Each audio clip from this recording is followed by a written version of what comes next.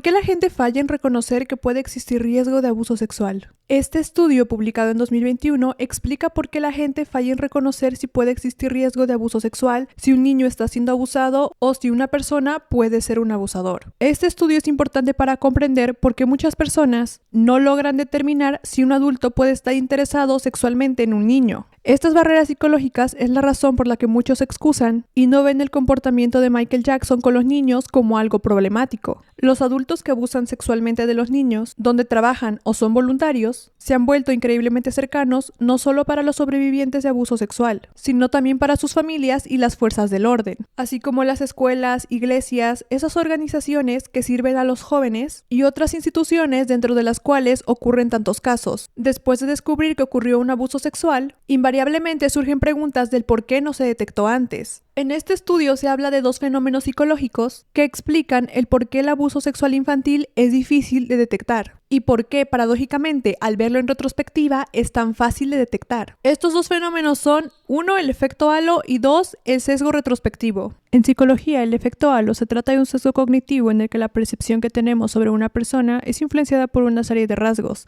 Por ejemplo, una persona simpática y guapa pensamos que también será inteligente y buena. Así pues, el efecto halo consiste en hacer un juicio global a partir de una primera impresión. Una vez que se forman expectativas iniciales injustificadas sobre una persona, estas pueden fácilmente continuar autoperpetuándose. Si esperamos que esa persona tenga características positivas, podemos buscar y encontrar selectivamente dichas características de la rica gama de información disponible, una profecía autocumplida.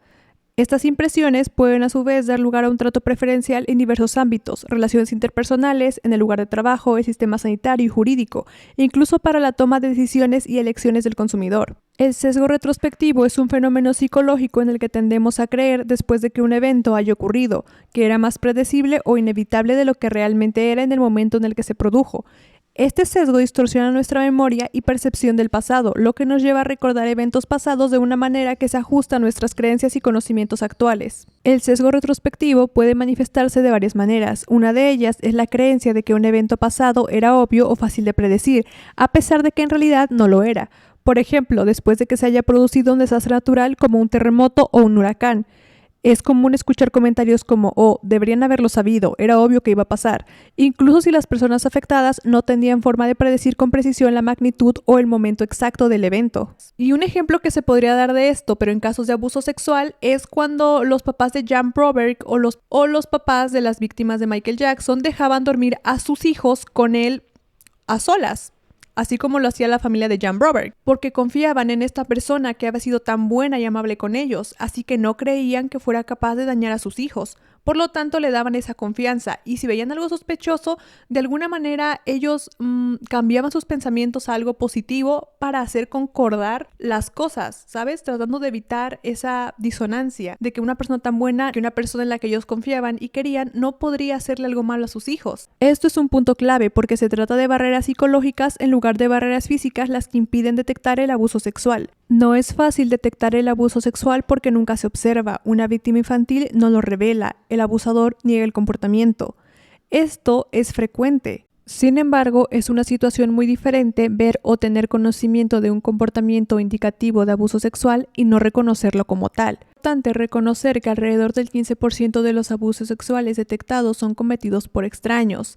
Esto significa que en la gran mayoría de los casos, las víctimas de abuso sexual infantil y sus padres tienen algún conocimiento previo del perpetrador y por lo tanto tendrán algunas impresiones iniciales del perpetrador. Es razonable suponer que la mayoría de estas primeras impresiones son positivas o indiferentes, pero probablemente no negativas. De lo contrario, ¿por qué dejarían a sus hijos con esa persona? Debido a que estas impresiones no negativas dan forma a la percepción del perpetrador y sus interacciones con el niño, y debido al deseo fundamental de lograr consistencia cognitiva, es probable que las personas vean estas conductas problemáticas como algo sin importancia y evoquen una explicación que no conduzca a inconsistencias. O sea, están tratando de evitar una disonancia cognitiva entre el comportamiento observado y la percepción del individuo. Presentaron a una gran muestra de adultos dibujos que describen varias interacciones entre un director principal y los niños que asisten a la escuela de la iglesia y a los campamentos diurnos. El director había sido un residente local toda su vida, tenía esposa y 3 hijos, era muy querido dentro de la comunidad y en general se lo percibía como un pilar de ella. Las interacciones de estos niños y el director incluyeron que el director abrazaría a los niños, llevaría a ciertos niños a almorzar, jugaría con ellos, les daría dulces y regalos,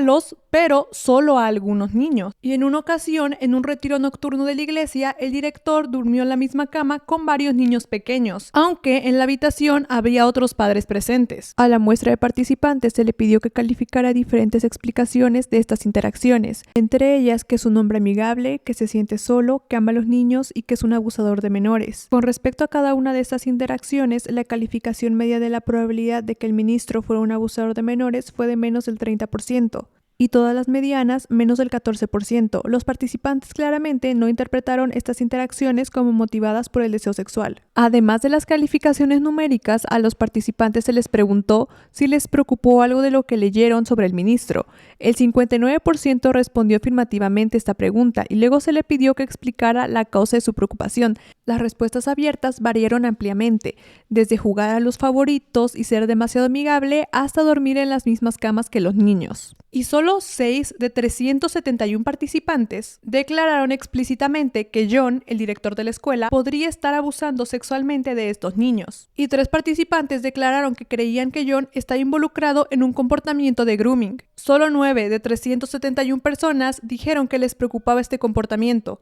O sea, solo el 2%. Solo el 2% de los participantes expresaron su preocupación de que John pudiera estar abusando sexualmente de estos niños después de leer estos escenarios. Se podría argumentar que quizás los participantes en el estudio simplemente desconocían lo que constituye conductas problemáticas de la motivación sexual, y esto es lo que explica las bajas calificaciones. Es posible que las personas no hayan podido identificar al abusador de menores que hizo grooming porque no están al tanto del acoso sexual o de lo que se clasifica como un comportamiento de grooming.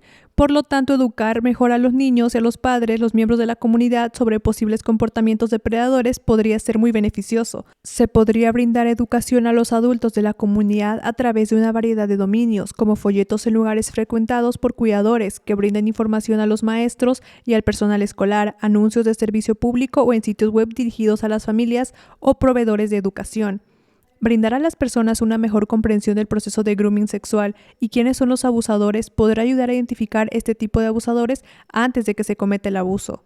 En el estudio descrito anteriormente, aproximadamente una cuarta parte de la muestra había recibido capacitación especializada sobre cómo detectar y denunciar el abuso sexual. Todas las interacciones entre el director y los niños descritas en las viñetas son ampliamente reconocidas como tácticas de grooming. Sin embargo, las calificaciones medias de estas personas capacitadas nunca superan el 30%. A pesar de su entrenamiento y conocimiento sobre lo que constituye comportamientos problemáticos motivados sexualmente, ellos tampoco pudieron detectar comportamientos sexuales problemáticos cuando se les presentaron tales interacciones. Es notable que sus respuestas se encontraron en un estudio hipotético y por lo tanto su umbral para la presentación de informes debería haber sido bastante bajo, ya que no se derivan consecuencias de una acusación falsa. Una vez más, sin embargo, muy pocos identificaron los comportamientos como problemáticos. Estos hallazgos hablan de la poderosa naturaleza del efecto halo. Lamentablemente, también hay innumerables relatos anecdóticos respaldados por evidencia presentados en un litigio reciente por abuso sexual infantil de personas que se verificó que se sometieron a programas de capacitación para reconocer el abuso sexual y aún así no reconocieron o informaron todo tipo de interacciones previas a la confesión, señales de advertencia y banderas rojas. El estudio continúa en segunda fase cuando se les pide a los participantes volver a calificar el riesgo de que el director sea un abusador de menores, pero esta vez diciéndoles que el director se declaró culpable de cargos de abuso sexual infantil. En esta ocasión, sabiendo ese detalle, los participantes calificaron ese riesgo con puntuaciones más altas. ¿Por qué este estudio es relevante para los casos de Michael Jackson? Bueno, porque explica mucha de la negación que hay sobre el tema. En el estudio ponen como ejemplo un caso hipotético de un director y los niños de la escuela, que tienen interacciones que se asemejan mucho a las que Jackson tenía con sus amiguitos. Jugar con ellos, darles regalos, abrazarlos, invitarlos a comer y dormir con ellos en sus camas. Como ya se explicó, son comportamientos que indican que es posible que ocurra abuso sexual, pero gran parte de los participantes no lo reconocieron así, fallando entonces en prevenir y alertar.